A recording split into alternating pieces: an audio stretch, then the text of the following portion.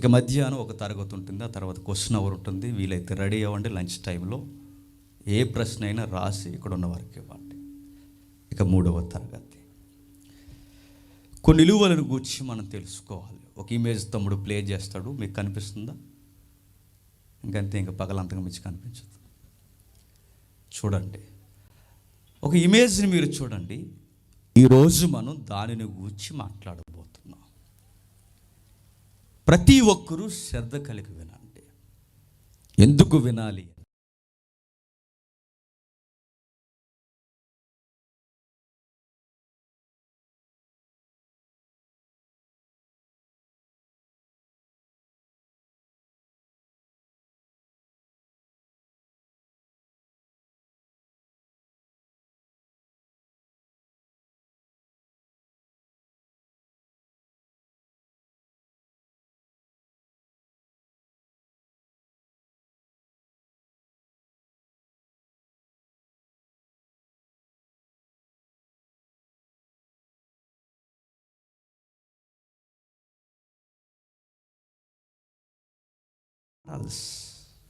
Values, principles, ఇలా ఎన్నో పదాలు మన కళ్ళ ముందుకు తీసుకొచ్చారు. ఎందుకు ఎథిక్స్ మనకు ఉండాలి?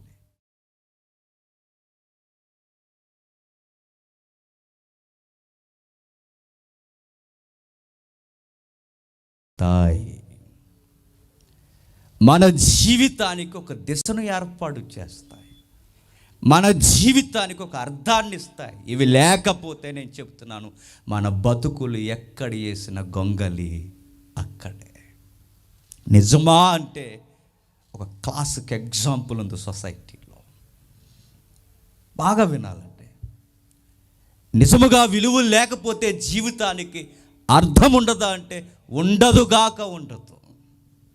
మనం అనుకుంటాం అడ్డంగా ఎదిగిపోయి సంపాదించేవాళ్ళని, కానీ గుర్తుపెట్టుకో, లైఫ్కి మీనింగ్ దొరకదు. మనం అనుకుంటాం ఎదుటి వారిని నాశనం చేసి మనం ఎదిగిపోవాలని. గుర్తుపెట్టుకోండి, మీ లైఫ్కి మీనింగ్ దొరకదు. మరి ఎట్లా దొరుకుద్ది? జీవితానికి అర్థం మనకి ఎట్లా దొరుకుద్ది అంటే మోరల్ వాల్యూస్ ఉండాలట. మీరు అనుకుంటారు వాల్యూస్ అంత అవసరం అండి అంటే చాలా అవసరం అంది బైబిల్. ఇలాగే ఒక రోజు ఒక పెద్ద కాన్ఫిడెన్స్ హాల్లో ఒక పెద్ద ఆయన మాట్లాడుతున్నాడు. చాలా విస్తరించి మాట్లాడుతున్నాడు ఆయన. స్టూడెంట్స్ అందరూ వచ్చారు, పిహెచ్డి క్యాండిడేట్స్ కూడా వచ్చారు, మేధావులు వచ్చారు. వచ్చిన వారందరూ కూర్చుంటూ ఒక వృద్ధ సేవకుడు ఇలా డయాస్ మీద నిలబడి బోధిస్తున్నాడు. ఆయన బోధిస్తూ ఉండగా ఈ పదాన్ని ఉపయోగించాడు, మనుషులకు వాల్యూస్ ఉండాలి అని. విన్న తర్వాత క్వశ్చన్ అవర్లో ఒకటి లేచాడు, నీలాంటి గజకర్ణ గోకర్ణ లేచి నిలబడ్డాడు. సార్, నాదొక ప్రశ్న, సూటిగా సుత్తి లేకుండా నాకు ఆన్సర్ చేయండి అన్నాడు. చెప్ మై డియర్ సన్, నా కొడుకు వయసు ఉంటుంది నీకు. నిలబడ్డాడు, మైక్ తీసుకున్నాడు, మాట్లాడుతున్నాడు. ఆ యవనస్తుడు ఏమన్నాడో తెలుసా? సార్, నేను ఫస్ట్ చెబుతున్నాను, నేను దేవుణ్ణి నమ్మిన వ్యక్తిని కాదు, నేను నాస్తికుణ్ణి. నేను దేవుని నమ్మే ఆస్తికుని కాదు, నాస్తికుని. నేను ఒక ప్రశ్న అడుగుతున్నాను సార్, మీరు నాకు మోమాటం లేకుండా సమాధానం చెప్పండి. విలువలు విలువలు విలువలు అని మా నెత్తిన ఈ మత గ్రంథం పట్టుకుని మా నెత్తి మీద రుద్దుతున్నారు మీరు. మీలాంటి దైవ సేవకులని పిలువబడుతున్న ప్రతి ఒక్కరూ ఈ గ్రంథాన్ని మా నెత్తుల మీద రుద్దడానికి చూస్తున్నారు. ఏ విలువలు లేవని, మాకు ఇవి విలువలు లేవని చెప్పడానికి చూస్తున్నారు మీరు. మాకు ఉద్యోగాలు ఉన్నాయి, మేము ఎంప్లాయీస్, గవర్నమెంట్ ఎంప్లాయీస్. మాకు బాధ్యత కలిగిన కుటుంబాలు ఉన్నాయి, మాకు భార్య ఉంది, పిల్లలు ఉన్నారు, మాకంటూ సొసైటీలో ఒక గుడ్ విల్ ఉంది. ప్రతి విషయంలో మాకంటూ సొసైటీలో ఒక బెంచ్ మార్క్ ఉంది. ఏమీ లేవని ఈ గ్రంథాన్ని మా నెత్తి మీద పెట్టుకోమంటారని అడిగాడు. ఇలాగే ఉన్నాడు మన భారతీయుడు సీనియర్లా, ఆ పెద్ద ఆయన, మై ఫ్రెండ్. ఆయనే సాయంత్రం చూద్దరు కానీ ఆయన గురించి పెద్ద ఆయన లేచాడు, లేచి నిలబడి వచ్చి మాట్లాడుతూ ఒక్క మాట అన్నాడు. మై డియర్ సన్, సరిగ్గా విను, నేను ఒక ప్రశ్న అడుగుతా. వాల్యూస్ ఎందుకు, వాల్యూస్ లేవని మా నెత్తి మీద రుద్దుతున్నారా అని మీరు అడుగుతున్నారు కదా. మీకు ఆన్సర్ చెప్తున్నాను. నా ప్రశ్నకు సమాధానం చెప్పే ప్రయత్నం చేయండి. మీరు ఈ ప్రాంగణానికి వచ్చే ముందు, లేదా ఈ కాన్ఫిడెన్స్ హాలుకు వచ్చే ముందు మీ ఇంటికి డోర్ వేసి వచ్చారా అని అడిగాడు. పబ్లిక్ అంతా పక్కా నవ్వేసింది. మీరు నవ్వట్లేదంటే మీకు అర్థమవలేదని నవ్వుతున్నారు. అదే అర్థమవుతుంది ఏంటో మరి. మరలా నేను అడుగుతున్నాను, విలువలు లేవని మా నెత్తుల మీద రుద్దుతున్నారు, మీరు అడుగుతున్నారు కదా. సమాజానికి మత గ్రంథం అవసరమా అని ఈరోజు నన్ను ప్రశ్నించిన నేను ఒక మాట అడుగుతున్నాను. ఈ సభకి వచ్చే ముందు మీ ఇంటికి డోర్కి లాక్ చేసి వచ్చావా అని అడిగాడు. సిగ్గుపడిపోయాడు, నవ్వుకున్నారు. ఏం చెప్పాలో అర్థం అవ్వలేదు. దాని వెనుకున్న ఆంతర్యం ఏంటో చెప్పినా, నువ్వు డోర్ వేసుకొచ్చావు అంటే దాని అర్థం ఏంటో తెలిసే, ఈ సమాజం మీద నీకు నమ్మకము లేదు కనుక లాక్ వేసుకొచ్చావు. సమాజం మీద నీకు ఎందుకు నమ్మకం లేదంటే, నువ్వు తిరిగి వెళ్ళేసరికి నీ బీరువా ఉండదు, నీ ఇంటిలో ఉన్న బరువైన వస్తువులు ఉండవు, ఏమీ ఉండవు. ఏమైపోతాయి? మాయమైపోవు, పట్టుకెళ్ళిపోతారు. మనుషులకు ఉండే దరిద్రపు గుణం ఏంటి చెప్పిన, విలువలని మనుషులకి ఎంత చెప్పినా బుర్రకెక్కించుకు వెళ్ళేదన్న సంగతి నీకు తెలుసు కనుకే లాక్ వేసుకొచ్చావు. ఇది వాస్తవం అయితే నేను అడుగుతున్నాను. ఇలాంటి దొంగ స్వభావం సొసైటీకి ఉంది కనుకే ప్రతి బోధకుడు ఈ సమాజానికి ఏం చెప్తాడు? విలువలు అవసరం. విలువలున్నప్పుడు సొసైటీలో దొంగతనాలు ఉండవు. విలువలున్నప్పుడు సొసైటీలో ఎదుటివాడిని తొక్కేసే ప్రయత్నాలు ఉండవు. విలువలున్నప్పుడు మరలా నేను చెప్తున్నాను, కాపరాలు కుప్పకూలిపోయే పరిస్థితులు ఉండవు. ప్రతి సెక్టార్లో నాశనం కనిపించడానికి కారణం ఏంటంటే ఒకే ఒక్కటి చెప్పండి, ఎథిక్స్ మిస్ అవుతున్నారు. ఆ ఎథిక్స్ ఎక్కడున్నాయో మనకు తెలియాలి, అవి ఎవరు గీస్తున్నారో మనకు తెలియాలి. ఆ గీసిన వ్యక్తిని మనం జాగ్రత్తగా గమనించాలి. నిజంగా మనుషులు అలా ఉంటారంటే ఎత్తుకుంటారు. దేవాలయానికి వెళ్ళి కొత్త చెప్పులు వేసుకెళ్ళిపోతారంటే నమ్మగలరు? అది మ్యాటర్. అక్కడ దాకా ఎందుకు, ఇక్కడ లేదులండి వాతావరణం. గుడుల దగ్గరికి, గుడిలోకి వెళ్ళి గంట బంగారం అయితే పూజారు కళ్ళు మూసుకుని లేచేసరికి ఏం చేస్తాం? నాయం చేస్తాం. ఏం చేస్తాం? మార్చేస్తాం దాన్ని. దేవుడి భయం లేదు, గుడి భయం లేదు, గుడిలో భక్తులు భయం లేదు, ఏ భయం లేదు. మనుషులు ఏం చేస్తారంటే దేవుని గుడిలో కూడా చెప్పండి విలువలేని పనులు చేస్తారు. క్లాసిక్ ఎగ్జాంపుల్ ఉంది సొసైటీలో. చూద్దాం, ఒక ఇమేజ్ చూద్దాం. సత్యం కంప్యూటర్స్ ఒక 12 ఏళ్ల క్రితం లేదా ఒక 15 ఏళ్ల క్రితం ఈ పేరు మారుమ్రోగిపోయేది. పక్కన కొన్ని ఇంజనీరింగ్ కాలేజెస్ ఉన్నాయి, అడగండి కావాలంటే. ప్రగతి, ఆదిత్య, ఇంకా మనకు చాలా పెద్ద పెద్ద కాలేజెస్ ఉన్నాయి, మీరు అడగండి కావాలి అంటే. దీని పేరు తెలియని వారెవరు స్టూడెంట్స్ ఉంటారు. సత్యం కంప్యూటర్స్ ఎవరైనా ఉభయ గోదావరి జిల్లాల్లో సుపరిచితమైన వ్యక్తి సత్యం రామలింగరాజు. ఏమైంది? ఏం జరిగింది? భారతదేశంలో నెంబర్ 1 సాఫ్ట్వేర్ కంపెనీగా ఎదిగిపోయాడు. ఒక ఉభయ గోదావరి జిల్లాల్లో, తూగోజీ పశ్చిమ గోదావరి జిల్లాలో ఈ మధ్యస్థంలో పుట్టిన ఒక సామాన్యమైన తెలుగోడు అమెరికా ప్రెసిడెంట్ ఈ కంపెనీని చూడడానికి వచ్చాడంటే నమ్మగలరా? భారతదేశం హెడ్లైన్స్ రాసుకుంది, మ్యాగజైన్స్ మీద రాసుకుంది, సోషల్ మీడియాలో ఈయన కూర్చిన మూమెంట్స్ పదే రాసుకొచ్చారు. ఏమో తెలుసా? సత్యం కంప్యూటర్ అధినేత మా భారతీయుడు, మావోడు, మా యొక్క పౌరసత్వం కలిగిన వాడు. ఇది నా పిలిస్తే యూకే నుంచి అయినా, యుఎస్ఏ నుంచి అయినా, ఆస్ట్రేలియా ఎక్కడి నుంచి అయినా ఈయన పిలిస్తే పరుగున వస్తారట. ఎందుకంటే అంత ఎత్తుకెదిగిపోయాడు. ఎన్నో సోషల్ మూమెంట్స్ చేశారు, కుళాయిలు లేని ప్రాంతాల్లో ట్యాంకులు కట్టించారు, పేదవారికి భోజనాలు పెట్టించారు, వృద్ధులకు సహాయాన్ని అందించారు, పేద విద్యార్థులకి డబ్బు రూపంలో సహాయాన్ని అందించారు. అడుగడుగున సత్యం రామలింగరాజు వ్యవస్థలో ఉద్యోగం వచ్చిందంటే పిల్లని కళ్ళు మూసుకుని ఇచ్చేసేవాడు పెళ్ళి కొడుక్కి. ఒకప్పుడు ఏం చదువుతున్నారని అడిగితే అందరూ ఏం చెప్పేవారు తెలుసా? సాఫ్ట్వేర్ అనేవారు. సాఫ్ట్వేర్ ఇప్పుడు లేదు, ఇప్పుడు అంత హార్డ్వేర్ అయిపోయింది. సత్యము రామలింగరాజు యొక్క వ్యవస్థను మీరు చూడండి. ఎవరు ఏం చెప్పినా, ఎంసీఏ కానీ ఆ సెక్టార్ ఏదైనా మీరు తీసుకోండి, కంప్యూటర్ వ్యవస్థకి కేర్ ఆఫ్ అడ్రస్ అయిపోయింది. ఈరోజు ఆ కంపెనీ ఎక్కడుందో ఎవరికి తెలియదు. ఏమైంది? వన్స్ అపాన్ ఏ టైం ఆ కంపెనీని మూసేశారా? అమెరికా ప్రెసిడెంట్ దర్శించిన ఈ కంపెనీని మూసేశారా? భారతదేశానికి పేరు తెచ్చిన ఈ కంపెనీని మూసేశారా? ఎందరో పేద విద్యార్థులకి సహాయాన్ని అందించిన ఈ కంపెనీని మూసేశారంటే ఎస్, మూసేశారు. కారణం ఏంటో తెలుసా? ఆయన ఎథిక్స్ మిస్ అయ్యాడు. ఇటు మోరల్ వాల్యూస్ మిస్ అయితే ఒక సాఫ్ట్వేర్ కంపెనీ పతనమైపోద్దా అంటే సొసైటీలో పచ్చినిజం పతనమైపోద్ది. ఏ మోరల్ వాల్యూస్ మిస్ అయిపోయాడు ఆయన? మనీ పాలిటిక్స్, డబ్బు విషయంలో దోచేయడం స్టార్ట్ చేశాడు, ట్యాక్స్ ఎగ్గొట్టాడు, అనేకులను డబ్బు రూపంలో ఆకట్టి డబ్బు అనే పేరు పెట్టకుండా డబ్బుని వెనక దాసి మనుషులకి ఎథిక్స్ అని దోచేయడం స్టార్ట్ చేశాడు.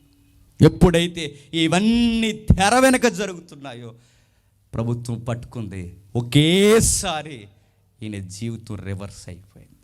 నేను అడుగుతున్నాను, సత్యం కంప్యూటర్ ఏదైతే ఉందో ఆ వ్యవస్థ పడిపోవడానికి సాఫ్ట్వేర్ ప్రాబ్లం కాదు, కంప్యూటర్ ప్రాబ్లం కాదు, మెన్ ప్రాబ్లం కాదు, ఏ ప్రాబ్లం లేదు, కరెంటు బిల్ ఎక్కువ వచ్చిందని కూడా లేదు.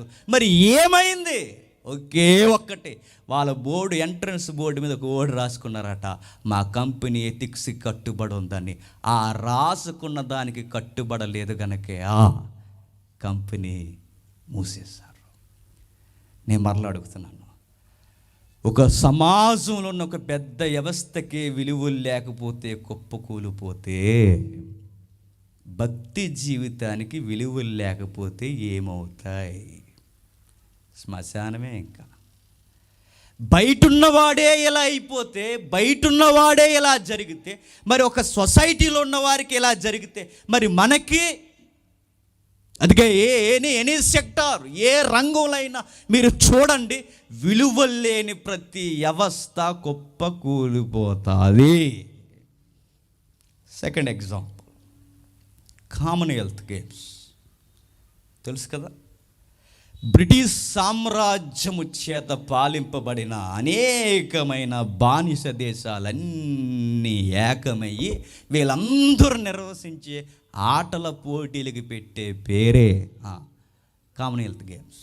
మరలా బ్రిటిష్ సామ్రాజ్యం ఎక్కడెక్కడైతే దేశాలని పాలించిందో ఆ దేశం నుంచి విముక్తి వచ్చిన ప్రతి ఒక్క దేశము ఒక ఏకతాటి మీదకి వచ్చి వాళ్ళందరూ మా మధ్య ద్వేషాలు లేవు, బాధలు లేవు, మాకు స్వేచ్ఛ ఉంది అనడానికి ప్రతీకగా అప్పుడప్పుడు గేమ్స్ని ఆయా దేశాల్లో జరిగించేదాన్నే కామన్వెల్త్ గేమ్స్ అంటారు. ఇది ఒక్కొక్కసారి 4 సంవత్సరాలు ఒకసారి వస్తుంది అనుకుంటా. ఎప్పుడైతే ఇది జరుగుతున్న ప్రతిదీ ఒక విషయంలో దేశం మారుస్తూ ఉంటారు. ఈ ఏడాది మన దేశంలో జరిగితే నెక్స్ట్ ఏడాది ఆస్ట్రేలియాలో జరుగుద్ది, ఆ తర్వాత ఆస్ట్రేలియాలో జరిగితే ఆ తర్వాత యూకేలో జరుగుతుంది. ఇలా మారుస్తుంటారు. కానీ గుర్తుపెట్టుకోండి, ఒక పట్టిక మీకు కనబడుతుంది చూడండి. ఇవి ఓ కథలు కాదు, రాసుకొచ్చినవి కాదు, ఆ యొక్క ఏదైతే మీకు ఇమేజ్ కనిపిస్తుందో అది మేము తయారు చేసింది అసలు కాదు. మీరు వెళ్ళి గూగుల్ దగ్గర అడగండి, ఇవన్నీ మీకు చూపిస్తాం.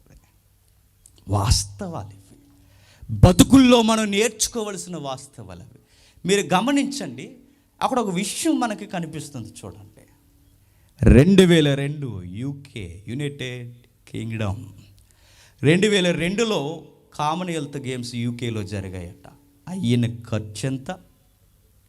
సుమారు 2000 కోట్ల పై తీసేయండి. 2,000 కోట్ల రూపాయలు యూకే 2002లో ఖర్చు చేసిందట. నెక్స్ట్ 2006 ఆస్ట్రేలియా అయిన ఖర్చు ఎంత? 5,000 కోట్ల రూపాయలు. 2006లో ఈ గేమ్స్ ఆ దేశం ప్రతినిధిగా పెద్దన్న పాత్ర పోషించి వాళ్ళు నిర్వర్తిస్తే వాళ్ళకి అయిన ఖర్చు ఎంత అంటే 5,000 కోట్ల రూపాయలు. 2010 ఇండియా అయిన ఖర్చు ఎంత?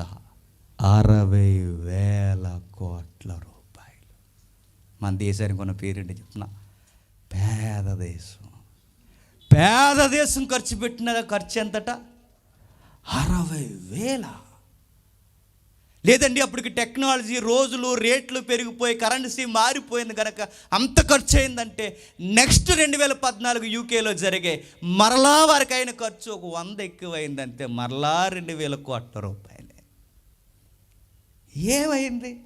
యూకే మనకన్నా నోట్లో ఓటు ఎక్కువ ఉన్న దేశం అది. ఆస్ట్రేలియా మనకన్నా అభివృద్ధి చెందిన దేశం అది. అన్నిటికన్నా గొప్ప దేశాలైన ఈ 2 దేశాలు మనకన్నా అంత డబ్బులు తక్కువ ఖర్చు చేస్తే మన పేద దేశమైన ఈ దేశం 60,000 కోట్ల రూపాయలు ఎలా ఖర్చు అయ్యాయి? ప్రపంచం ఆశ్చర్యపోయిందట. ఏం జరుగుతుంది భారతదేశంలో? ఏం జరుగుతుంది? కామన్వెల్త్ జరుగుతుందా లేకపోతే ఒలింపిక్స్ జరుగుతుందా లేకపోతే రెండూ కలిసి జరిగిపోతున్నాయా? ఏం జరుగుతుందని మేధావులందరూ కలం పట్టుకొని ఏదైతే సోషల్ మీడియా ఉందో, ప్రింట్ మీడియా ఉందో, ఎలక్ట్రికల్ మీడియా ఇవన్నీ ఒక్కసారి భారతదేశం వైపు చూడడం స్టార్ట్ చేశాయి. ఏం జరుగుతుంది భారతదేశంలో? కామన్వెల్త్ గేమ్స్కి అయిన ఖర్చు ఎంత? 60,000 కోట్ల రూపాయలు. మన భారతదేశం 2016 అది ఒకసారి చూపించండి. 2010లో మీరు చూడండి. అందరూ ఏమనుకున్నారంటే మన దేశంలో ఉన్న మేధావులందరూ మనకు పేరు వచ్చేస్తుంది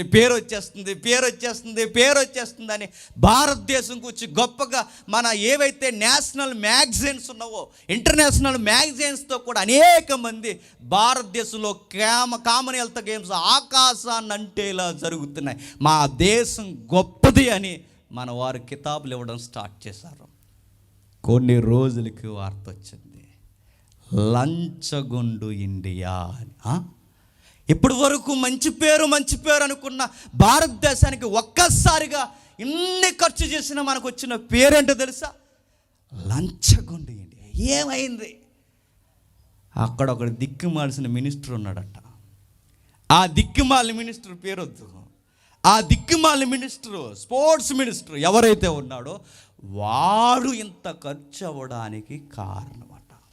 ఏం జరిగిందో తెలుసా? ఎక్కడెక్కడైతే ఈ గేమ్స్ ప్రారంభమవుతున్నాయో దేశంలో స్టేడియంస్ కట్టే దగ్గర 10 రూపాయలు అయ్యే పనిని 20 రూపాయలు 100 రూపాయలు చేశాడట. ఎక్కడైతే రోడ్లు వేస్తున్నారో రోడ్డుకి అయ్యే ఖర్చు 4 రోడ్లు రేటు ఖర్చు అయ్యేలా బిల్లు చూపించాడట. ఎక్కడెక్కడైతే వచ్చిన వారికి లేదా అనేక మంది శ్రోతలు ఎవరైతే వస్తున్నారో రెస్టారెంట్లలో, పార్కింగ్లో, ప్రతి విషయంలో మొత్తం కాసేయడానికి బిల్లులు పెట్టేశాడట. తడికి మోపుడైన ఖర్చు భారతదేశానికి 60,000 కోట్ల రూపాయలు. ఒక దిక్కుమాలిన మినిస్టర్ చేసిన పనికి భారతదేశానికి పెద్ద పేరు రాలేదు. ఏమొచ్చింది చెప్పండి? చెడ్డ పేరు వచ్చింది. నేను ఒక మాట అడుగుతున్నాను, ప్రపంచ దేశాలు అప్పటి వరకు ఏం జరుగుతుంది అన్న భారతదేశాన్ని చూసిన మేధావులందరూ తమ కరపత్రికల మీద ఏం రాశారు తెలుసా? లంచగొండు భారతదేశం అని రాశారు. నేను అడుగుతున్నాను, భారతీయులందరూ ఈ తప్పు చేశారంటే లేదు, ఎవడో ఒకడు చేశాడు, వాడిని బట్టి మొత్తం వ్యవస్థకే చెడ్డ పేరు వచ్చింది. మరలా ఒక సాఫ్ట్వేర్ కంపెనీకి విలువలు లేకపోతే పడిపోయింది, ఒక క్రీడా వ్యవస్థకి విలువలు లేకపోతే పడిపోయింది. మీరు ఎక్కడైనా మీరు చూసుకోండి, విలువలు, మోరల్ వాల్యూస్ అనేవి మిస్ అయ్యారో అది ఏదైనా సరే కొంప కొల్లేరైపోతుంది. ఇక 3వ ఎగ్జాంపుల్, ఇంక వెళదాం బైబిల్లోనికి. ఎడ్యుకేషన్ డిపార్ట్మెంట్ మీరు చూడండి కావాలంటే, గురువులు అని చెప్పుకున్నవారు విద్యను సమానముగా బోధిస్తున్నవారు పరీక్షలు వచ్చే సమయానికి పెద్దింటి కుర్రగాళ్ళు ఒళ్ళు బద్దకు ఉన్న అనేక మంది విద్యార్థులు గురువుల్ని సంప్రదించేసరికి క్వశ్చన్ పేపర్ సమ్మేసిన గురువులు లేరా? ఆ క్వశ్చన్ పేపర్ కొనుక్కొని దొంగ సాటున సర్టిఫికేట్లు తెచ్చుకుని, అవి డాక్టర్ సర్టిఫికేట్లు అయినా ఉద్యోగంలో ఏ గవర్నమెంట్ ఉద్యోగమైనా తెచ్చుకుని దగాగా ఉద్యోగాలు సంపాదించుకుని వ్యవస్థను పాడు చేసిన అనేక మంది గురు విద్య నేర్పించిన గురువులు లేరా? సర్టిఫికేట్లు అమ్మేసి. ఇలాంటి దొంగ గురువుల వలన మంచి గురువులకు కూడా ఏమొచ్చింది? చెడ్డ పేరు వచ్చింది. కొన్ని కాలేజెస్ క్వశ్చన్స్ పేపర్స్ అమ్మినందుకు మూసేశారు. కొందరు గురువుల్ని విద్య నుంచి పూర్తిగా తొలగించేశారు. కారణం ఏంటో తెలుసా? వాల్యూస్ లేవు. ఒక సాఫ్ట్వేర్కి వాల్యూ లేకపోతే, నేను మరలా చెప్తున్నాను, మూసేశారు. ఒక క్రీడా వ్యవస్థకి విలువలు లేకపోతే మూసేశారు. ఇక నెక్స్ట్ BCCI మీరు చూడండి. కావాలంటే విలువలు లేవు. అక్కడ ఏముందయ్య అంటే కులపిచ్చి. అక్కడ ఎవడు సెలెక్ట్ అవుతాడయ్య అంటే ఎవరైతే ఆ సెలెక్షన్ చేసే బోర్డు మెంబర్స్ ఉంటారో అది వాళ్ళ తాలూకా కులస్తులైతేనే సెలెక్షన్ చేస్తారట. ఈరోజు నెంబర్ 1 భారతదేశపు జట్టు ఈరోజు ఊగిపోతూ అనేక మంది జట్టు మీద ఓడిపోవడానికి కారణం ఏంటో తెలుసా? కులం అనే ఒక విలువని పాటించకుండా దాని వక్ర మార్గాన్ని తిప్పుతూ లేని కులాన్ని నెత్తి మీద ఎట్టి ఈ క్రీడా వ్యవస్థలు ఈ దౌర్భాగ్యపు పనికి మాలిన విషయాలు ఆహ్వానించారు. కనుక భారతదేశపు క్రికెట్ వ్యవస్థలో కూడా చెప్పండి భయంకరమైన జీరో గ్రౌండ్ లెవెల్ రిజల్ట్ వస్తున్నాయి. మీరు చూడండి. ఎక్కడని మీరు తీసుకోండి, ఫిఫా ఫుట్బాల్, అక్కడ కూడా ఏం జరుగుతుందో తెలుసా? అక్కడ కూడా అనేక మందిని బెదిరిస్తారట. మా వాడు సెలెక్ట్ అవ్వాలంటే నువ్వు అయిపోతావు అని చెప్తారట.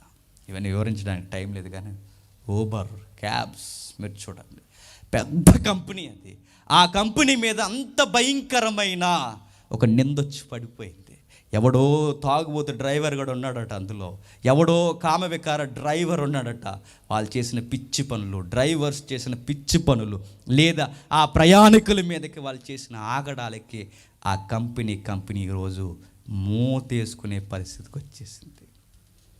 ఇవన్నీ కల్పించినవి కాదు, సమాజంలో కనబడుతున్న పచ్చి నిజాలు. Next news channels. ఒకప్పుడు ఆకాశాన్లా గౌరవించే ఈ గొప్ప ఛానల్స్ ఈరోజు మంచి పనినేమో ఆలస్యంగా చూపిస్తారు, చెడ్డ పనికి డబ్బులు ఇస్తే త్వరగా చూపిస్తారట. ఒకరోజు వార్తలు వచ్చాయంటే నమ్మేవారు, ఈరోజు వార్తలు వచ్చాయంటే ఎవరు నమ్మట్లేదు. అక్కడ కూడా చెప్పండి మోస్. Next WikiLeaks. మీరు చూడండి, అందరినీ పట్టప్పగించేవాడు, అందరినీ ఇలాంటి నేరాలు చేస్తున్నారని చెప్పేవారు. ఒకరోజు అధినేతే అందరికీ దొరికేశాడు. అక్కడ కూడా లంచం, కామం, వికారం, భయంకరమైన కనిపించని చీకట కోణాలు అక్కడ కనిపించేసరికి మేధావని పిలువబడిన వికీలీక్స్ కూడా మూయబడ్డాడు. ఇక నెక్స్ట్ మీకు తెలుసు. ఇవన్నీ మనం చదువుతున్నప్పుడు చూడండి, ఇవన్నీ మనకు కనబడుతున్న భయంకరమైన సత్యాలు. నెక్స్ట్ ఇమేజ్ ఒకటి చూద్దాం, వెళ్ళిపోతాం. విలువలు పాటించకపోతే ఏమవుతుంది? స్కూల్లో చదువుతున్న ఒక విద్యార్థిని చూడండి మీరు, లేదా కాలేజీ చదువుతున్న 2 విద్యార్థులు మీరు చూడండి. మీరు జాగ్రత్తగా గమనించండి, ఆ పిక్చర్లో మీకు ఏం కనిపిస్తుంది. ఒకడు బెంచ్ మీద నిద్రపోతున్నాడు, ఒకడు సీరియస్గా సెల్ ఫోన్ మాట్లాడుతున్నాడు. అందులో నువ్వు ఎక్కడున్నావు చూసుకో. వాళ్ళు మనలాగే ఉన్నారు. మీరు గమనించండి, చదువుకోమని పంపించిన వారిని చదువుకుండ్రా అని కష్టపడి తల్లిదండ్రులు గొడ్డుల్లో ఎండలో పడి కష్టపడితే వీళ్ళ మాత్రం కాలేజీకి పోయి ఏం చేస్తున్నారట?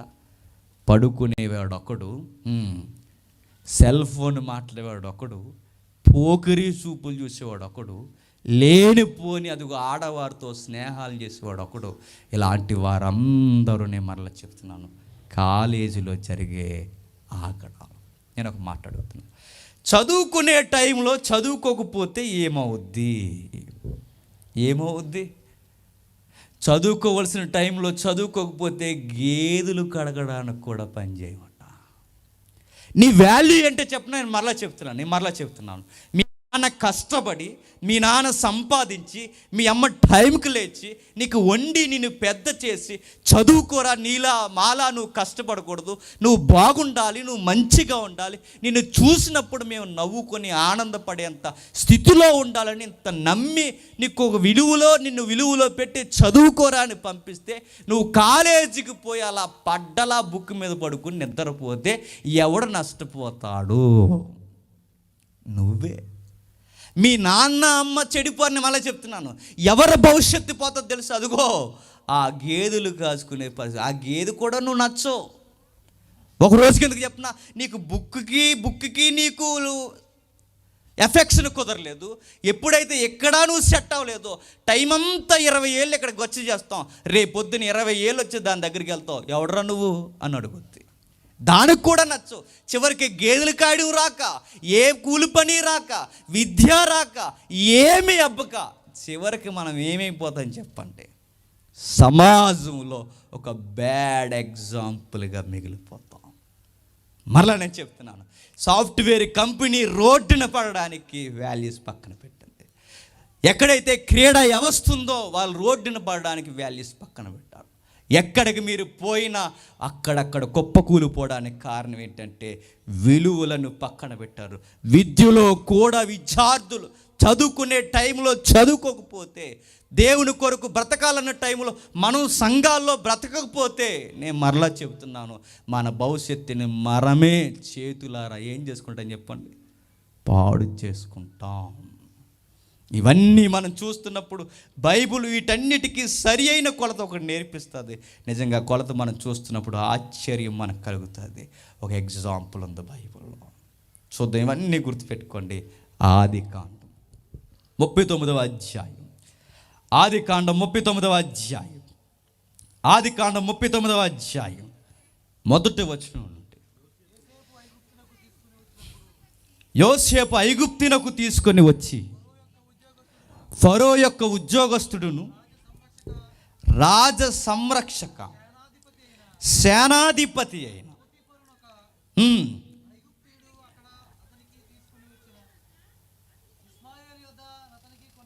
ఇస్మాయేలు యొద్ద యోసేపును కొన్నారట.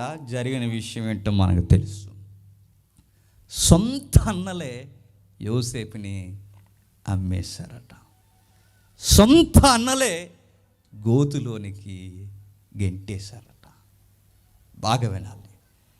వాల్యూస్ ఉన్నవాడితో దేవుడు చెయ్యి పట్టుకుని ఎలా తిరుగుతాడో క్లాసిక్ ఎగ్జాంపుల్ ఎవరో తెలుసా? జోసెఫ్. ఖచ్చితంగా ఆయన చూడండి, ఆయన జీవితం ఎలా మనకు ఆశ్చర్యంగా కనపడుతుంది. ఎప్పుడైతే ఆయన నమ్మేశారో అడుగడుగునా మనకు కనిపించే ఆశ్చర్యకరమైన మాట ఏంటో తెలుసా? దేవుడు ఆ అబ్బాయికి తోడున్నాడట. తోడా? ఎందుకు దేవుడు ఆ అబ్బాయికి తోడున్నాడు? కారణం ఒక్కటి, ఆ అబ్బాయికి అడుగడుగునా విలువలు ఉన్నాయట. విలువలు అంటే నేను మరలా చెప్తున్నాను, యోసేపును చూస్తున్నప్పుడు ఏమి నేర్చుకోవాలో ప్రతిదీ మనకు ఒక బెంచ్ మార్కులా కనిపిస్తుంది. ఆయన ఎంత మంచోడో తెలుసా? యోసేపుని దేశించి దూరంగా ఇసిరేస్తే ఇసిరివేయబడిన తర్వాత ఆ అబ్బాయి ఎక్కడైతే పడిపోయిన ఆయన విలువలు ఆయన కాపాడుకుని పల్లెత్తు మాట తనని బాధకు గురి చేసినవని ఎక్కడా అనలేదట. ఎప్పుడైతే ఆ విలువలు ఆయన కాపాడుకున్నాడో, ఆ విలువలు కూడా భుజాల మీద వేసుకున్న ఆయన ఎక్కడ యోసేపు ఉంటే అక్కడ ఆ అబ్బాయిని దేవుడు దీవించేస్తున్నాడట. ఏం జరిగిందో చూద్దాం. అది 39వ అధ్యాయం 6వ వచనం. 39వ అధ్యాయం 6వ వచనం. అతడు తనకు కలిగినదంతయు యోసేపు చేతికి అప్పగించెను. తాను ఆహారము తినుడు తప్ప తనకి ఏమి ఉన్నదో ఏమీ లేదో విచారించువాడు కాదు. ఆగుతాం. ఆయన యజమాని ఎంత నమ్మేశాడంటే, ఈ అబ్బాయి చేతుల్లో ఏదన్నా పడితే అది ఎప్పటికీ ఒమ్ము జరగదట.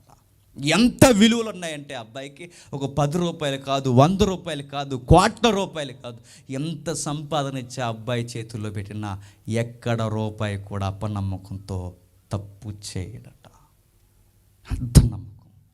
ఆ అబ్బాయి ఎక్కడుంటే ఎక్కడ, ఆ అబ్బాయి ఇంట్లో ఉంటే దేవుడు ఇంట్లో తోడున్నాడట, జైల్లో ఉంటే జైల్లో తోడున్నాడట, ఫరో ఎదుట ఉంటే ఫరో ఎదుట కూడా యోసేపుకి తోడున్నాడట.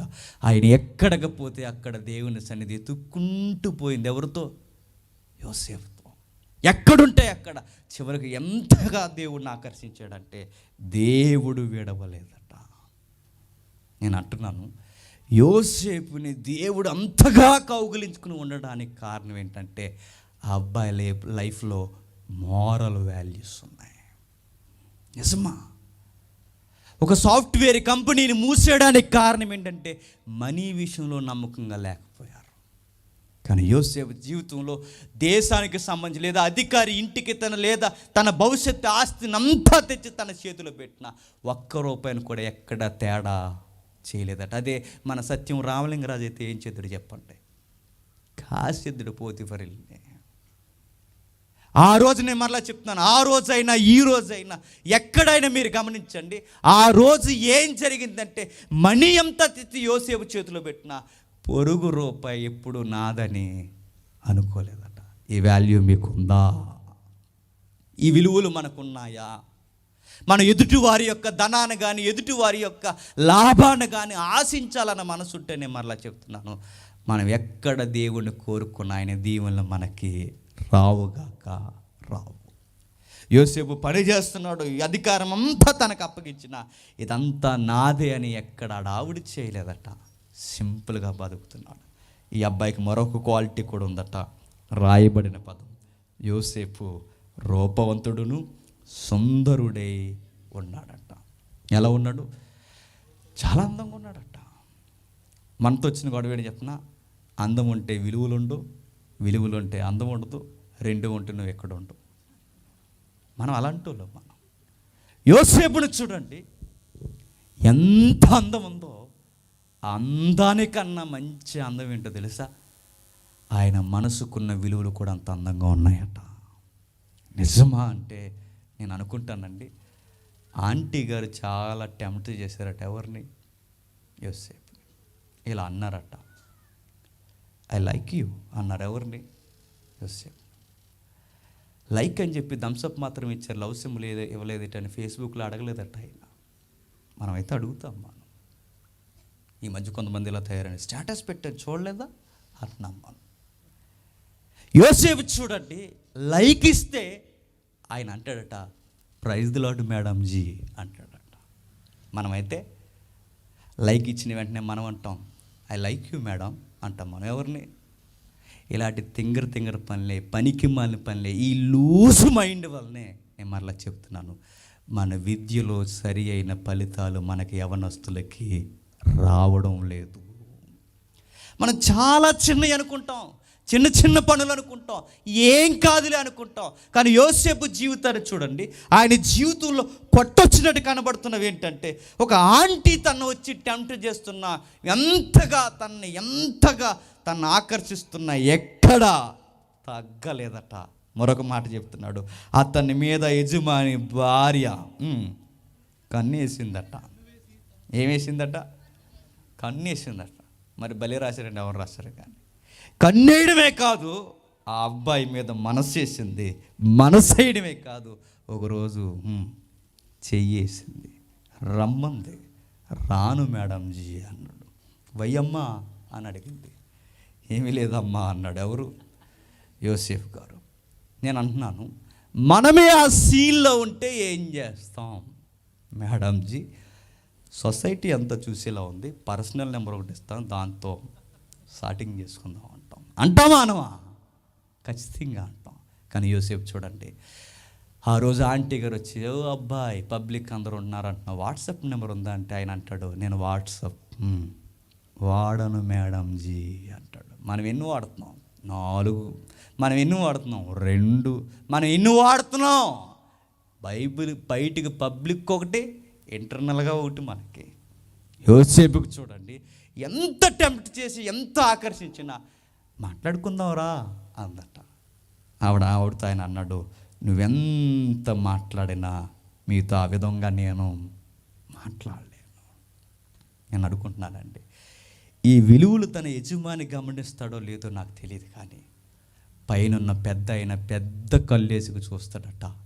ఈ సీన్లో వీడేం చేస్తాడు, ఇక్కడ తీసుకునే నిర్ణయాన్ని బట్టే, ఇక్కడ చేయబోయే నిర్ణయాన్ని బట్టే, ఇక్కడ ఆయన అవలంబించబోయే ఆ బిహేవియర్ని బట్టే రేపొద్దున బ్రైట్ ఫ్యూచర్ ఈ అబ్బాయికి ఇవ్వాలో లేదో దేవుడు గీతేసి కూర్చుంటాడట.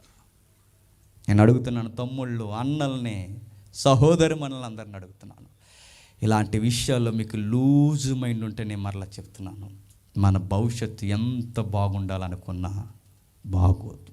దేవుడిని ఎంత గోజాడినా రమ్మన్నా దేవుడు మనకు సరి అయిన వాగ్దానాలు, ఆశీర్వాదాలు ఇమ్మన్నా ఇవ్వడు. ఆ అబ్బాయి ఎంత కట్టుబడిపోయాడంటే దినము ఆమె యోసేపుతో మాట్లాడొచ్చుంటే ఏమవుతుందట, దినదినం నేను అడుగుతున్నాను, దినదినము మాట్లాడితే ఏమవుద్ది అంటే ఏమవుద్ది, ఆ దినదినములోనే టెంప్టేషన్ వస్తుంది. మీరు ఏమనుకుంటారు అనుకోండి, ఒక మాట నేను బహిరంగంగా చెప్తాను. చెల్లి అన్న పిలుచుకున్న వారు కూడా రోజు మాట్లాడుకుని పెళ్ళికి రెడీ అయిపోయిన పనికి మాలో లేరా? రోజు మాట్లాడితే ఏమవుద్ది అంటే ఏమవుద్ది, టెంప్టేషన్ అవుద్ది. ఎప్పటికైనా గుర్తుపెట్టుకోండి, ఈ మనుషుల యొక్క యాటిట్యూడ్ అదే గనక ఆ రోజైనా ఈ రోజైనా బైబిల్లో రాయబడిన విషయం ఏంటో చెప్పిన మరలా నేను చెప్తున్నాను, సొంత ఆమె రోజు మాట్లాడుతుంటే మాట్లాడడానికి అంత ఇంట్రెస్ట్ పెట్టట్లేదట. నేను మరలా చెప్తున్నాను, ఎవరైనా లేడీస్ కానీ బాయ్స్ మీ దగ్గరికి కానీ ఎవరైనా వచ్చి ఎక్కువగా మీతో ఫ్రెండ్లీగా ఉంటే నేను చెప్తున్నాను, మిస్టేక్ ఏదో ఒక రోజు జరిగే ప్రమాదం మన దగ్గర ఉంటుంది. అందుకే యోసేపు అంటున్నాడట, ఎంత మాట్లాడినా, ఎంత గీజీ అయినా, ఎంతగా ఆయనను టెంప్ట్ చేసిన ఆయన అన్నాడట, మేడం మీకు ఒక విషయం చెప్పాలి, నేను ఇంతగా బలవంతం చేస్తున్నారే, మాకు విషయం చెప్తాను మేడంజీ, మీరు ఒకనికి భార్య అన్నాడు. ఈ మాట ఎవరన్నాలో తెలుసా? ఈ మాట ఎవరన్నాలో తెలుసా? ఆమెనాలండి. ఎవరు? ఆ పెద్దావిడ ఎవరైతుందో ఆవిడనాలి. అయ్యో, ఎవరైనా వచ్చి మేడంజీ మీరు బాగున్నారంటే వెంటనే ఆవిడేమనాలి చెప్పండి? వెంటనే అనాలి, అలా మాట్లాడక నాయన, నాకన్నా చిన్నోడివి, నాకు పెళ్ళి అయింది, భర్త ఉన్నాడు, నాకంటూ కుటుంబం ఉంది అనాలి. సరే అయింది. అయితే అలా కాకుండా మ్యాచ్ అయిందా అనకూడదు. బాగానే ఉన్నానా, ఇప్పుడు ఎలా ఉన్నాను అనకూడదు. విలువలు ఉన్న తల్లి అయితే అంటది, నోర్మి అలా మాట్లాడకంటుంది. కానీ ఆమె అలా అనలేదట. ఆమె ఏమందో తెలుసా? ఆమె ఏం మాట్లాడిందో తెలుసా?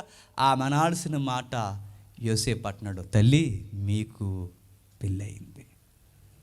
బాధాకరమైన మాట ఏంటంటే తన సంసారం విలువ తనకు తెలియలేదు, తన సంసారం విలువ యోసేపుకి తెలిసింది. దయచేసి మీరు నన్ను అలాంటి ఇబ్బందుల్లోనికి లాగొద్దన్నారు. లాగేసింది, బలవంతం చేసింది, పారిపోయాడు, దూరమైపోయాడు.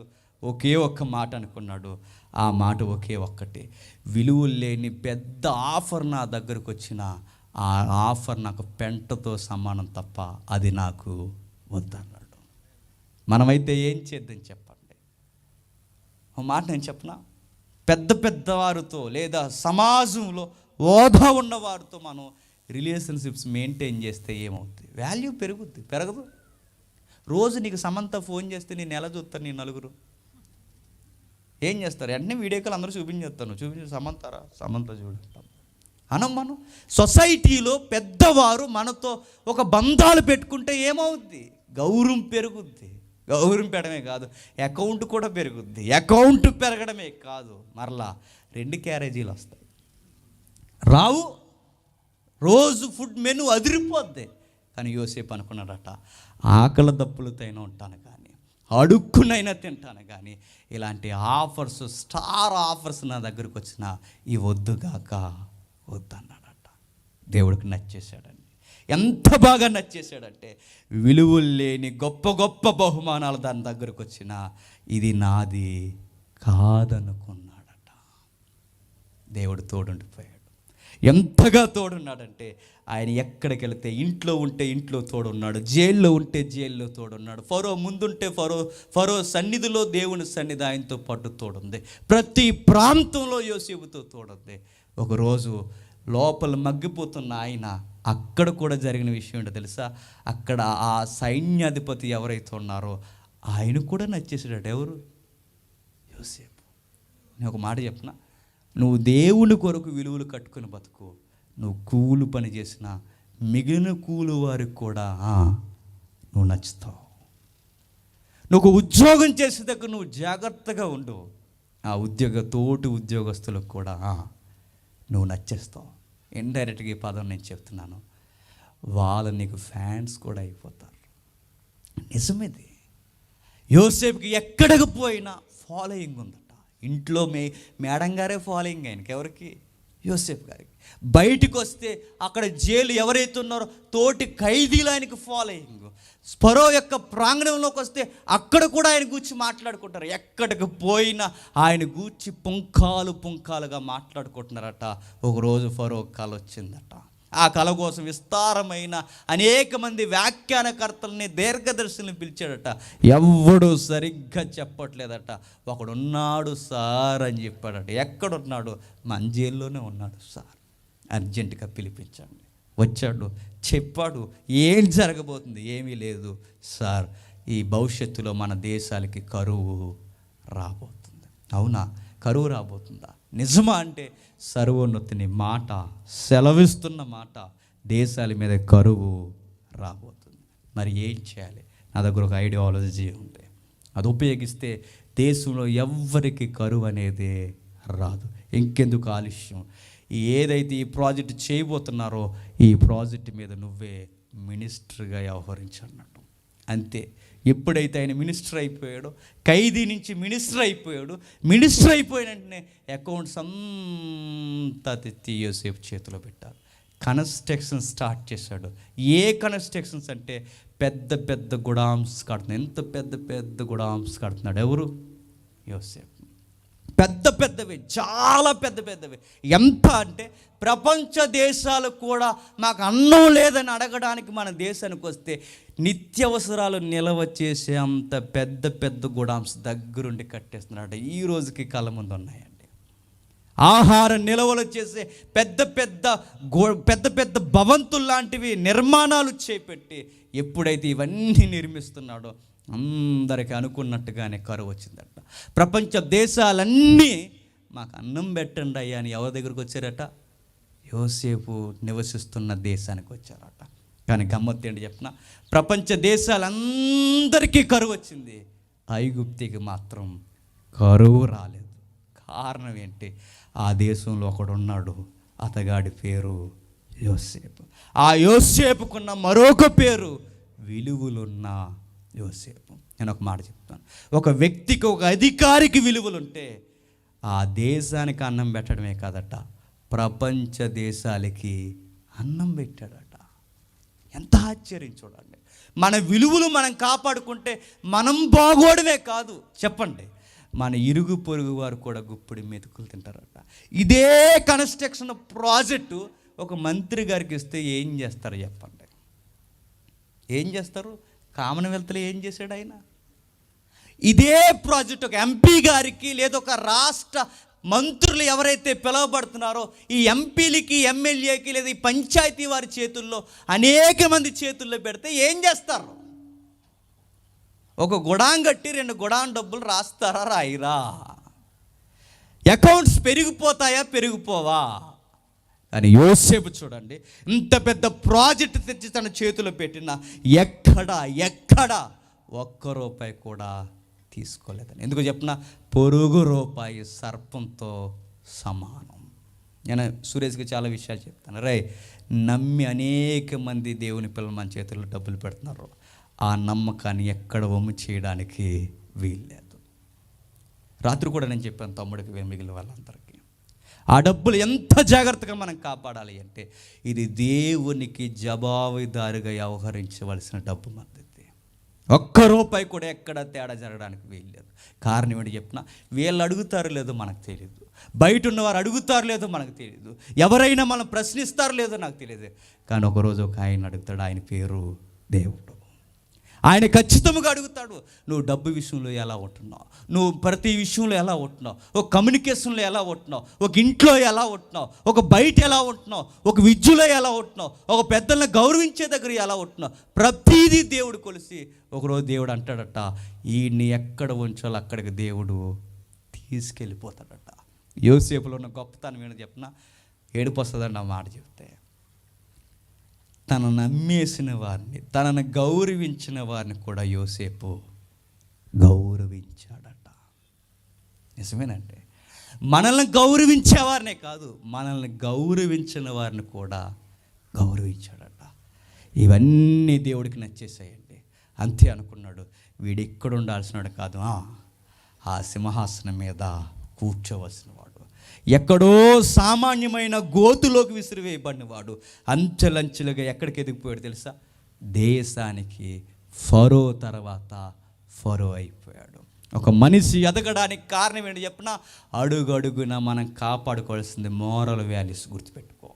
నీ చదువులో నువ్వు సరిగ్గా చదవకపోతే మీ అమ్మా నాన్న అడుగుతారు లేదో నాకు తెలియదు, ఈ నమ్మకం లేని నీ బతుకుని చూసి పైన దేవుడు మాత్రం ఖచ్చితంగా అడుగుతాడు. నీ కాపురంలో నువ్వు సరిగ్గా కాపురం చేయకపోతే ఈ చుట్టుపక్కల ఉన్నవారు అడుగుతారో లేదో నాకు తెలియదు, కానీ నమ్మిన దేవుడు మాత్రం నిన్ను నన్ను ఒక రోజు అడుగుతాడు. నువ్వు ఎక్కడికి పోయినా, కూలి పని దగ్గర, ఒక రూపాయి దగ్గర, ఎక్కడికి పోయినా, ఇలాంటి సభలకు వచ్చినా, ఒక వాతావరణంలో ఉన్న ఎదుటి వస్తువులు నీ కళ్ళ ముందు కనబడుతున్నా, ఎక్కడ నువ్వు నివసిస్తున్నా, ఈ విలువలు నువ్వు పాటిస్తున్నావు లేదు ఖచ్చితంగా దేవుడు గమనిస్తాడు. విషయం ఏంటి చెప్పిన, నలుగురు నడిచే దగ్గర నువ్వు సిగ్గు లేకుండా ఎవరు లేని టైంలో నువ్వు టాయిలెట్ పోసిన ఆ విషయం కూడా దేవుడు గమనిస్తాడని నీకు తెలుసా? నీ శుభ్రం ఎలా ఉంటుందో దేవుడు చూస్తాడు, నీకు తెలుసా? నీ ప్రతి విషయంలో తినే దగ్గర ఎవరు లేరని నీ ఇష్టం వచ్చినట్టు అక్కడ గత్తర చేసిస్తే దేవుడు నీ విలువలు లేని తత్వాన్ని గమనిస్తాడని నీకు తెలుసా? దేవుడు ప్రతిదీ ఒకరోజు తూకం వేస్తాడట. ఆ తూకానికి తగ్గ బాధ్యత మన భుజాల మీద పెట్టి ఈ చిన్న విషయంలో నమ్మకంగా ఉండవాడిని తీసుకెళ్ళి ఎక్కడ కూర్చోబెడతాడట? పెద్ద విషయంలో కూర్చోబెడతాడట. చిన్న చిన్న విషయాల్లో దేవుడు గమనిస్తాడు. చదువులో, ప్రతి విషయంలో, ఉండే దగ్గర, నివసించే దగ్గర, ఒకవేళ పెద్దవారు ఎవరైనా వస్తే వాళ్ళు ఎలా గౌరవిస్తున్నాయి, ఇవన్నీ దేవుడు గమనిస్తాడట. ఆ గమనించి దేవుడికి ఆ మనిషి నచ్చితే ఆ మనిషికి ఎల్లకాలం దేవుడు తోడుంటూ పోతాడట. విలువలో ఉన్న ప్రతి ఒక్కరి చెయ్యి పట్టుకున్నాడంటే యోబు చెయ్యి కూడా దేవుడు పట్టుకున్నాడు. ముగిస్తాను ఇక. యోబు జీవితాన్ని మీరు చూడండి. యోబు జీవితంలో ఉన్న కమిట్మెంట్ ఏంటో చెప్పినా, తన భార్యతో అన్నాడు, అమ్మాయి ఉంటేనే దేవుడి కాదు, మనకి ఏమీ లేకపోయినా దేవుడే. కమిట్మెంట్ దేవుడికి నచ్చేశాడు. అన్నీ ఉంటే నన్ను పొగడేవాడు కాదు, ఏమీ లేకపోయినా ఆయన నా దేవుడే, నా దేవుడు సజీవుడు అన్నవారు ఎవరైతే అంటారో అట్టి పిల్లలతో నేను ఎడువను ఎడబాయను.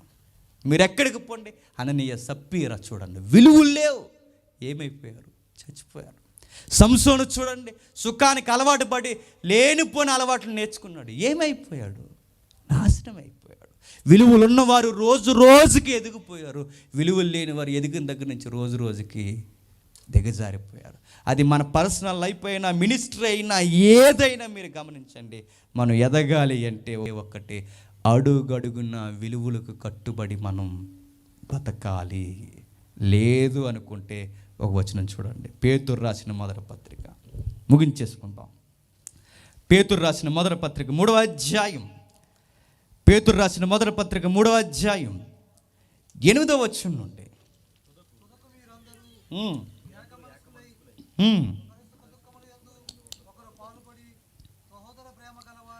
సహోదర ప్రేమ కలవారును, కరుణాసిత్తులను, వినయ మనస్సుకులై ఆశీర్వాదమునకు వారసులగుటకు మీరు పిలువబడితిరి గనక, కీడుకు ప్రతి కీడైనను, దోషణకు ప్రతి దోషణైనను చేయక దీవించుడి, ఇవి మీ వాల్యూస్ అన్నాడు ఆయన. నిన్ను ఒకరు బాధ పెట్టారా, తిరిగి బాధ పెట్టకు. ఒకరు నిన్ను ఇబ్బంది పెట్టారా, తిరిగి ఇబ్బంది పెట్టకు. ఒక పెద్దవారు ఉన్నారా, వారికి గౌరవించు. ఎవరైనా నిన్ను బాధ పెట్టేవారు నీ వైపు తీక్షణంగా చూస్తున్నారా, వాళ్ళని ఎలా బాధ పెట్టాలని ప్లాన్ చేయకు. ఎందుకు చెప్పినా, నువ్వు దీవెనకు వారసుడిగా నువ్వు ఉండాలి అంటే ఈ విలువలు నువ్వు పాటించాల్సిందే. దేవుడు చెప్పిన ఈ విలువలు మనం ఎప్పుడైతే పాటిస్తామో, ఈ విలువలు ఎప్పుడైతే మనం అంచెలంచెలుగా దేవుని ఎదుట మనం అలవాటు చేసుకుంటామో, దేవుడు అన్నాడు మిమ్మల్ని దీవులకు వారసులను చేస్తానన్నాడు. ఇంకా బాధాకరమైన మాట, గుండెలు పొడి చేసే మాట ఏంటి చెప్పిన, యోసేపు కన్నా గొప్పవాడైన యేసువారు ఈ భూమి మీదకి వచ్చినప్పుడు విలువలతో దేవుణ్ణి మెప్పించాడట. నిజమా అంటే నిజమేనండి. మీరు చూడండి, ఇందాక సేకరణ చెప్తూ బాప్టిజం తీసుకునే సమయానికి యేసుక్రీస్తు వారిని చూసి పరలోకమందున్న తండ్రి అన్న మాట ఏంటో తెలుసా, ఈయన నా ప్రియకుమారుడిని యందు నేను ఆనందిస్తున్నాను. నేను ఒక ప్రశ్న అడుగుతాను, ఆ 30 ఏళ్ళ వయసుకి అప్పటికి ఆ బాప్టిజానికి ముందు ఆయన ఏమన్నా స్వస్థతలు చేశాడా? లేదు. అప్పటికి ఏమన్నా సువార్త కార్యాలు బహిరంగంగా చేశాడా? లేదు. ఇంటింటా తిరిగి ఊరూరా తిరిగి సువార్త ఏమన్నా ప్రకటించాడా? ఏమీ చేయలేదు. మరి ఎలా నచ్చేస్తాడు? ఈయన యందు దేవుడు ఎలా ఆనందిస్తున్నాడు? సువార్త చేయలేదు, స్వస్థతలు చేయలేదు, ఏ కార్యక్రమం చేయలేదు. మరి ఎలా యేసుప్రభుని చూసి ఆనందిస్తున్నాడంటే గుర్తుపెట్టుకోండి, దానిని బట్టే కాదు, ఆ 30 ఏళ్ళ ముందున్న జీవితాన్ని బట్టి పరలోకమందున్న దేవుడు ఆనందిస్తున్నాడట. ఏముందయ్యా 30 ఏళ్ళ జీవితంలో అంటే, ఆయన పర్సనల్ లైఫ్లో దేవుడు ప్రతి విషయంలో ఆనందించాడట. ఎక్కడున్నాడు ఆ 30 ఏళ్ళు? ఒకటి ఇంటి దగ్గర ఉన్నాడు, 2 పని చేసే రంపపు పొట్టు దగ్గర ఉన్నాడు. ఈ 2 విషయంలో దేవుణ్ణి మెప్పించాడట. మనం కూడా దేవునికి ఎక్కడ దొరుకుతాం చెప్పండి? ఇంట్లో దొరుకుతాం, లేకపోతే బయట దొరుకుతాం. ఈ 2 విషయాలు దేవుడు చూశాడు. యేసుక్రీస్తు వారిని 30 ఏళ్ళు చూశాడు ఆయన. ఇదిగో నేను ఆనందించుచున్నాను అంటే పుట్టిన దగ్గర నుంచి 30 ఏళ్ళ వరకు ఈ వ్యక్తిని బట్టి నేను ఆనందిస్తున్నాను. ఈరోజు నేను అడుగుతున్నాను, దేవుడు మినిస్ట్రీని చూస్తాడో లేదో తర్వాతి విషయం, మన బహిరంగ సువార్తను చూస్తాడో లేదో అది తర్వాతి విషయం. ముందు దేవుడు మనల్ని చూసేది ఏంటి చెప్పిన, వ్యక్తిగతంగా మన విలువలు ఎలా పాటిస్తున్నామో దేవుడు మనల్ని చూస్తాడు. ఖచ్చితంగా గమనిస్తాడు. యేసుప్రభు మెప్పించింది అదే, ఆయన నేర్పించిన అడుగుజాడలు అవే, ఆయన మన భుజాల మీద మోపిన భారభరితమైన సేవా జీవితానికి ముంగుర్తులు అవే. అడుగడుగున ఆయన నచ్చేశాడు. ఎంతగా అంటే ఆయన ఇంట్లో ఉన్నప్పుడు ఆయన ఇల్లు చాలా పేద కుటుంబం అంట. ఎవరిది? యేసుక్రీస్తు వారిది. ఎంత పేద కుటుంబం అంటే గుర్తుపెట్టుకోండి, ఈరోజు మనకి ఏమైనా కోపం వచ్చిందనుకోండి, బాధ వచ్చిందనుకోండి, మనకి సెపరేట్ రూమ్స్ ఉన్నాయి. మనకేమన్నా ఇబ్బంది కలిగిందనుకోండి, అమ్మ నాన్నకి కాస్త దూరంగా ప్రాంగణంలో కూర్చోడానికి ప్రాంగణాలు కూడా మనకున్నాయి. కానీ యేసుక్రీస్తు వారు అమ్మ, నాన్న, చెల్లెళ్ళు, తమ్ముళ్ళు అందరూ కలిసి ఒకే ఒక్క గది ఉంటుందట. ఆ గదిని 2 భాగాలు చేస్తారట. ఆ గదిలోనే గొర్రె పిల్లన్న మేక పిల్లన్న కడతారట. ఆ గదిలోనే వంటలు చేసుకుంటారట. ఆ గదిలోనే వీళ్ళందరూ ఉంటారట. కనీసం యేసుప్రభుకి రెస్ట్ తీసుకోవడానికి కూడా మనకులాగా స్పెషల్గా గెస్ట్ రూమ్ కూడా ఆయనకి లేదట. అలాంటి ఇబ్బందికరమైన పేదరికంలో బతికిన ఆయన ఎప్పుడు తన తల్లిదండ్రులని నాకు బట్టలు లేవు, అవి లేవు, పాకెట్ మనీ లేదు, ఇది లేదు, అది లేదని ఎక్కడ ఇబ్బంది పెట్టలేదట. ఎందుకో తెలుసా? తనకన్నా ఆత్మీయ స్థితిలో తక్కువ వారిని కూడా ఆయన గౌరవించాడట. యేసేపు మరియలు తనకన్నా ఆత్మీయతలో చాలా తక్కువ వారు, అయినా వారిని గౌరవించాడట. తన ఇంటి వారు పని చేస్తే వాళ్ళతో కలిసి పని చేశాడట. తన తండ్రికి పోయి రంప పొట్టు మధ్య నమ్మకంగా ఉన్నాడట. ఇంట్లోనూ ఎక్కడ నాకు ఇది వండండి, అది వండండి, ఇది కొనండి, అది కొనండి అని ఎక్కడ ఏ ఇబ్బంది పెట్టకుండా ఉన్న లేమిని అర్థం చేసుకుని బతికేసాడట. ఈ విలువలు పరలోకమందు చూస్తున్న దేవునికి అడుగడుగున నచ్చేసాయి. ఇవన్నీ మనం అలవాటు చేసుకుంటే నేను చెప్తున్నాను, ఇక్కడున్న మనల్ని, బలమైన హస్తాల కింద అణిగిమరుగున్న మనల్ని ఈ విలువలు మనం కాపాడుకుంటే మనల్ని తీసుకెళ్ళి అంచెలంచెలుగా వాగ్దానాల మీద మనల్ని నమ్మకంగా కూర్చోబెడతాం. అదేది మనం పాటించకపోతే నేను చెప్తున్నాను, 10 రూపాయల్లో నమ్మకంగా లేని వాడి చేతికి 1000 రూపాయలు దేవుడు తర్వాత ఇస్తాడనుకుంటే అసాధ్యం. చిన్ని విషయంలో నమ్మకంగా లేనివాడు రేపొద్దున్న పెద్ద విషయంలో కూడా దేవుడు నన్ను అధికారం చేయట్లేదని చేయడు ఆయన. నీ మినిస్ట్రీ డెవలప్ అవ్వకపోవడానికి కారణం ఏంటి చెప్పినా, నమ్మకం లేదు నీ మీద. నీ సేవా కార్యక్రమం రోజు రోజుకి ఎదగకపోవడం, లేదా నీ చదువు వర్ధిల్లపోవడానికి, లేదా నీ సంసార జీవితంలో అనేకమైన దేవుడు మేలులు రాకపోవడానికి సంథింగ్ రాంగ్ నీలో నాలో ఏదో ఉంది. అది మనం జాగ్రత్తగా చెక్ చేసుకుని మార్చుకుంటే విలువలకు మనం ఏమవుతాం? వారసులు అవుతాం. కాబట్టి ఎథిక్స్ అనేవి చాలా ఇంపార్టెంట్. బయట ఉన్న ఒక సాఫ్ట్వేర్ కంపెనీకే మారల్ వాల్యూస్ లేకపోతే పతనం అయిపోతే, ఒక క్రీడా వ్యవస్థకే వాల్యూస్ లేకపోతే పతనం అయిపోతే, ఒక విద్యా వ్యవస్థకే విలువలు లేకపోతే పతనం అయిపోతే, ఇక భక్తి జీవితానికి విలువలు లేకపోయినా, దేవుని ఎదుట మనం విలువలు లేకపోయినా మనం కూడా పతనం అయిపోతాం. అటు లోకంలో అయినా ఇటు దేవుళ్ళైనా విలువలకు కట్టుబడి బతకండి. దేవుని అడుగుజాడల్లో నడవండి. దేవుని కొరకు బలమైన సాధనాలుగా వాడబడండి. God bless you. మధ్యాహ్నం